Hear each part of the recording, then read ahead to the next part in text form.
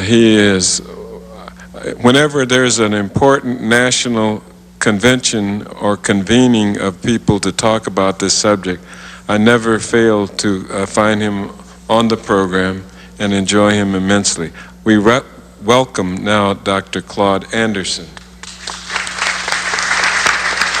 Thank you very much. And to my colleagues, let me say good afternoon to you and plus the members of the audience.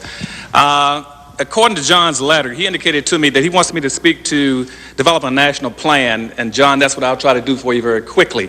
But let me preface that by simply saying that if you hear about reparations, get this very firmly fixed in your mind. You're not here for a parlor discussion. It's not something to talk about that's nice. If you don't get reparations as black folk, you're through in this country. Let me be that very specific for you. You see, what's happening to black Americans is that black Americans have been systematically socially engineered into the lowest level of a real-life monopoly game. You do not own and control a sufficient amount of anything to be competitive in America. And you've been marginalized now for 400 years. You're getting ready to be buried. You can get buried underneath a whole broad groups of ambiguous groupings. That's everything from culture groups, language groups, and gender groups. You're going down. It's no longer an issue. You better get reparations and get it fast. Now, to get reparations, one of the things I've been trying to do now for 30 years, beginning with the state of Florida when Governor Rubin Askew put me over education when they had no blacks in politics in Florida, was to write the first affirmative action plan in the United States, and that was written to be reparations for black folk in 1971. And George Bush Jr., I guess, what's his name, Jed Bush just killed it off about 6 months ago. But what's happening now is that what I'm trying to do is create a Harvest Institute that would try to take all my colleagues here and as much as possible try to give you new points of information that take you outside the box.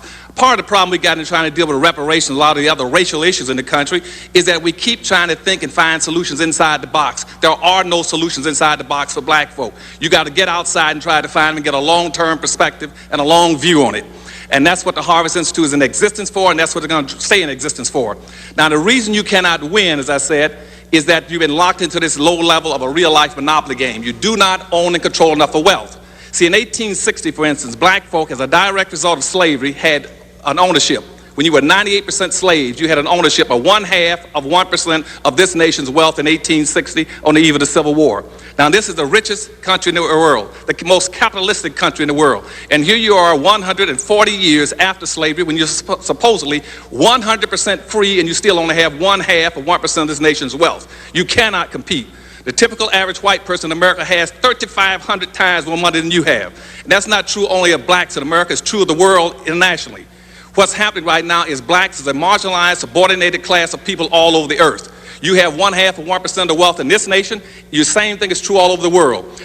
In the world, there's approximately $392 trillion worth of wealth on the earth. And black folk around in the world have less than 1% ownership of it.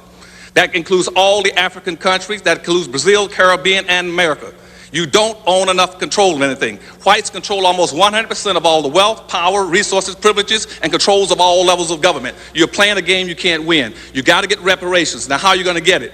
Let me run through 3 or 4 things very quickly because I don't want to take up the time here. First thing you must do, I've heard it mentioned already, we got to commit a national campaign all over this country to start publicizing the issue of reparations for black folk. Not as something nice, but as a necessity, period.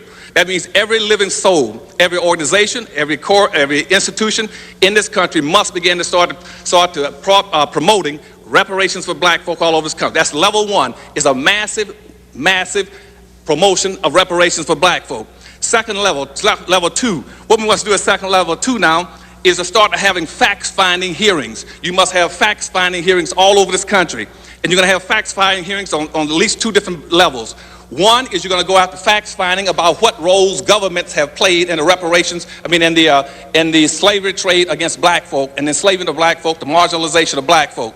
And that should break down into 2 levels. One is to investigate all levels of domestic governments, that's city, county, federal, and state governments. And the second group would go after the international. So you should have 2 groups of black folk in this country exploring and fact-finding on what roles government have played, one domestically and one internationally.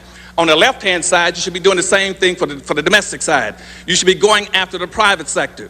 You should be going after all the private corporations in the United States, what roles they played and how they benefited directly from slavery. And also, on the same side, you must go after all the international corporations and the roles they played and how they benefited. Now, the Harvest Institute right now, my think tank, we've already picked up one. We put out a press release on that. We're going after domestic role that major corporations played in the United States. We've already identified approximately 240 companies that are still in existence that profiteer directly and enrich themselves off of black folk. We're going after that.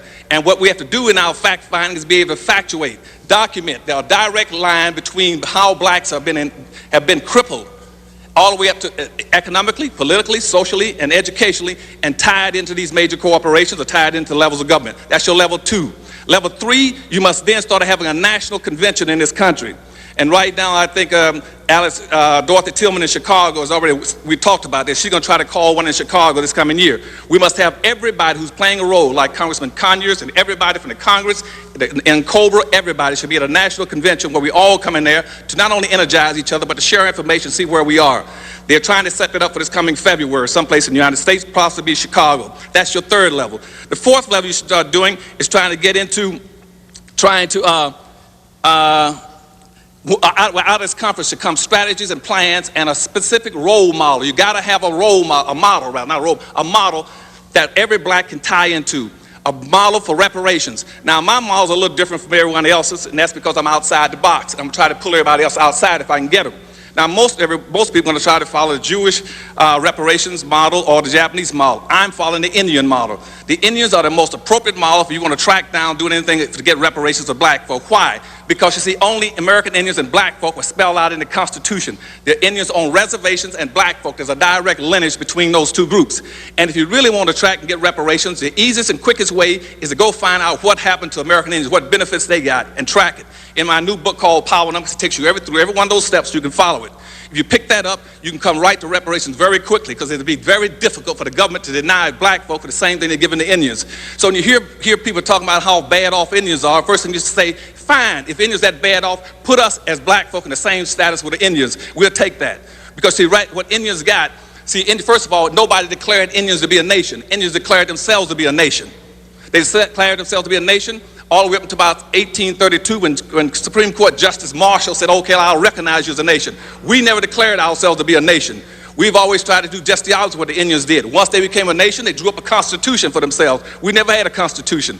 And what the Indians did with that constitution is then to go to the United States government and say, we do not want to integrate.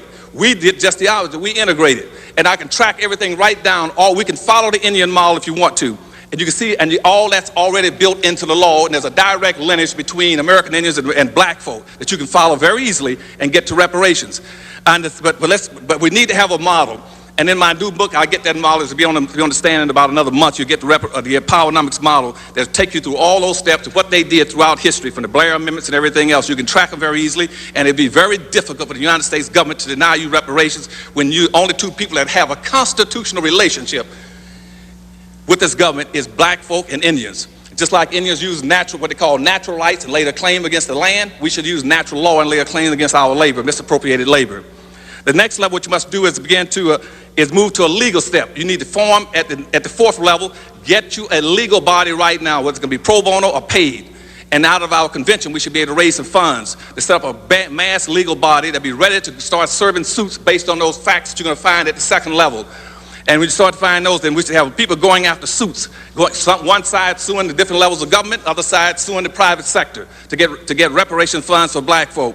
Then at the last level, you need to set up, at the 6th level, you need to set up some kind of a pool, or resource, or retrieval agency that every time we get some benefits, we're going to a special fund that will be held for pooling and aggregating.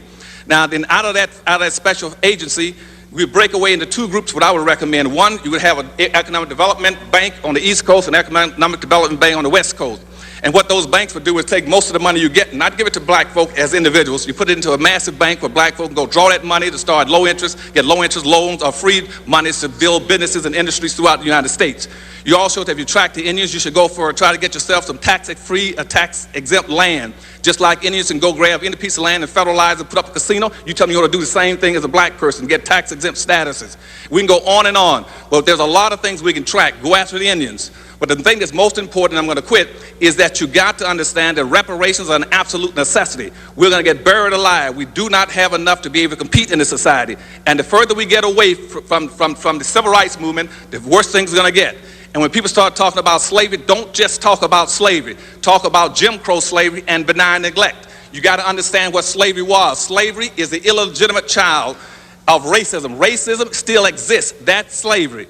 Because what racism does, racism keeps and maintains what was created by slavery. Now, racism is a competitive economic struggle between groups of people for power and wealth.